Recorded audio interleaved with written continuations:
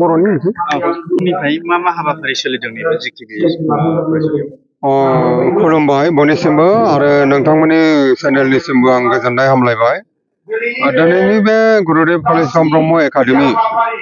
काजोलगाव पर्बतजरानि काजोलगाव गुरुधामाव थानाय गुरुदेव कालिचरण ब्रह्म एकाडेमिनि गोदान कमप्लेक्स गुरुदेवनि बे एकाडेमियाव दिनै गुरुदेव कालिचरण ब्रह्म ट्रास्टनि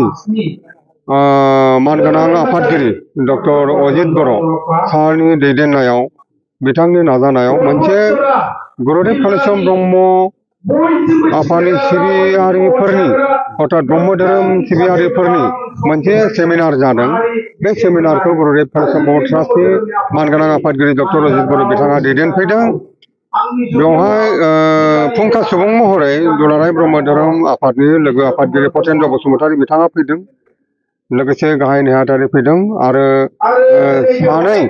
फुंखा सुबुं आलासि नुजाफैबावदों। दिनै बेहाय बे सेमिनाराव जे ब्रह्म धोरोम आफादा गुरुदेव कालिचरण ब्रह्म जेनाखि फोरोंलांनाय हाबा मावलांनाय बिनि सायाव गोथौ आरो गुवारै सावरायनाय जादों। ब्रह्म धोरोम आफादाव गुरुदेव कालिचरण ब्रह्म फोरोंलांनाया जग्याहुति होनाय एबा इसोर सिबिनायाल'नो ब्रह्म धोरोम आफादनि आयदा नङा। बेवहाय गुरुदेवा जाबायदि हाबा मावलांदों इसोर सिबिनायजों लोगोसे समाज फोसाबनाय, हारि जौगानायनि हाबा मावनाय, ओनसोल जौगानायनि हाबा मावनाय, सोलोंथाइ बिथिङाव, राजखान्थि बिथिङाव, समाज बिथिङाव जों धोरोम दैदेननायजों लोगोसे धोरोमखौल' मावालाबानो जोंनि समाज राजखान्थि समाजखान्थि रांखान्थि मोनफ्रोमबो बिथिङाव सांग्रां जानायानो ब्रह्म धोरोम सिबियारि भक्तफोरनि बिबान हाबाफारि जानांगौ। बे बाथ्राफोरखौ सेमिनाराव सावरायनाय जादों आरो फुंखा सुबुं बिथांमोनहा बे बाथ्राफोरखौ फोरोंनाय जादों, मिथिहोनाय जादों आरो बिथांमोना पेपाराव बेफोर बाथ्रानि सायावनो अध्ययन खालामनानै बिथांमोना लिरनानै लाबोदों। जे गुरुदेव कालिचरण ब्रह्मआ जेरैहाय ब्रह्म धोरोम फोसावनायावल' थाबथायालासेनो ब्रह्म धोरोम फोसावनायजों लोगोसे गुरुदेवा जेरैहाय नोङो जोंनि राजखान्थि बिथिङाव थामोनथा होनो थाखाय राजखान्थि बिथिङाव हारिखौ रैखाथि होनो थाखाय जेरै 1929आव शिलंआव साइमन कमिसनाव गुरुदेव कालिचरण ब्रह्मआ मेम'रेन्डाम होदोंमोन ब्रिटिश खुंथायनो। बे मेम'रेन्डामाव जोंनि हारिनि थामोनथा रैखाथिनि गोबां दफा लिरनाय दंमोन। जाय मेम'रेन्डामाव माने 12था माने दफा दङमोन। दा बेफोर गुरुदेव कालिचरण ब्रह्मआ मेम'रेन्डाम होनायाव दफाफोराव जाय बाथ्राफ्रा लिरनाय दंमोन बे बाथ्राफोरखौ फुंखा सुबुं बिथांमोनहा दिनैनि सेमिनाराव बुंफोरनाय जादों। जेरैहाय बर' रेजिमेन्ट बिनाय, जेरैहाय राजखान्थियाव बर' हारिनो मोनसे रिजार्भेसन होनाय आरो समाजखान्थियाव रांखान्थियाव बर'फोरनो रैखाथि होनाय, बेफोर बिथिङाव आरो सोलोंथायाव बर'फोरखौ गोख्रोङै मोनसे गोजौ थाखो सोलोंथाइ लानायनि बेबस्थाखौ सरकारा खुंथाया खालामनानै होनाय, गुरुदेवनि मावलांनाय बेफोर खान्थिनि सायाव बेफोर हाबाफारिनि सायाव दिनैनि सेमिनाराव फुंखा सुबुं मानगोनां बिथांमोना जोंनि भक्त रायजो राजाफोरनो फोरमायनाय जादों। जों जोबोद गोजोननाय मोन्दों। गुरुदेव कालिचरण ब्रह्म ट्रास्टनि मानगोनां आफादगिरि डक्टर अजित बर'आ बेबायदि गुरुदेवनि मावलांनाय सान्थौ सानस्रिखौ नोजोर बोनानै बे सेमिनारखौ दाब दाब जायगायाव बिथाङा खुंगासिनो दङ।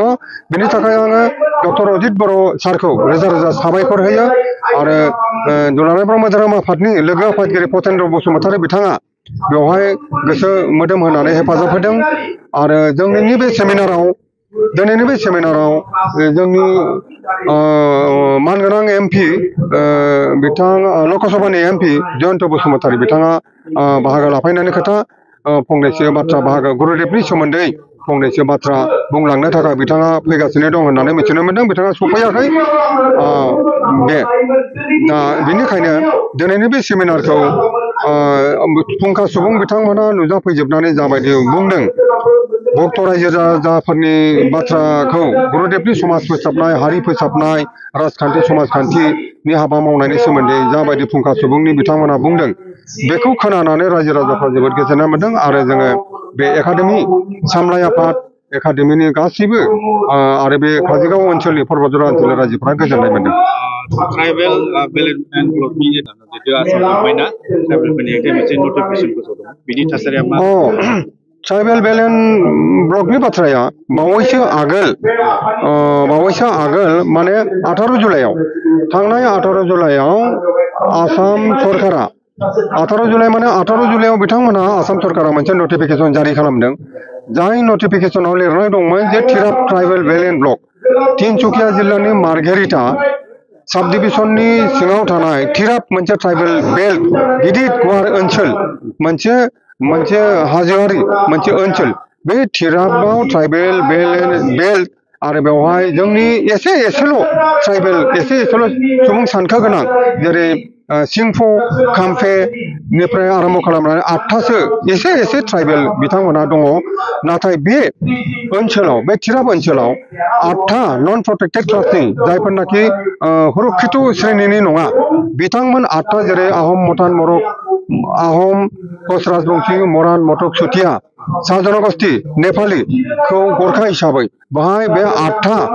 जे सुरक्षित नङै प्रोटेक्टेड क्लास नङै बिथांमोनखौ 8था जनगोष्ठीखौ प्रोटेक्टेड क्लास हिसाबै नटिफिकेशन खालामनाय जादों बे थिराप ट्राइबेल बेल्टआव जोंनि ट्राइबेलफ्रा एसेल' बिबां गोनां सिंफो खाम्फे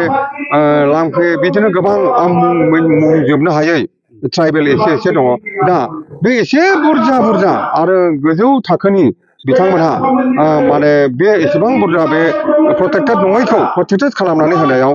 थिराप ओनसोलाव थानाय जोंनि इन्डियानिखौ अरिजिनाल ट्राइबेलफोर एसेल' बिबां बिथांमोना जोबस्रांगोन आरो ट्राइबेल हारिखौनो फोजोबस्रांनायनि बियो मोनसे सरकारनि थांखि आसाम सरकारनि डक्टर हिमन्त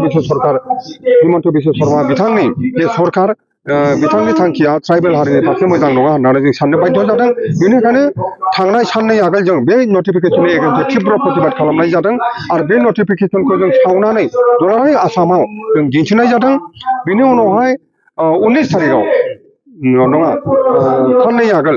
डक्टर हिमन्त बिश्व शर्माया जोंनि ट्राइबेल संघखौ गुवाहाटीआव लिंहरनानै बिथाङा सावरायदों आरो सावरायनायनि गेजेराव डक्टर हिमन्त बिश्व शर्माया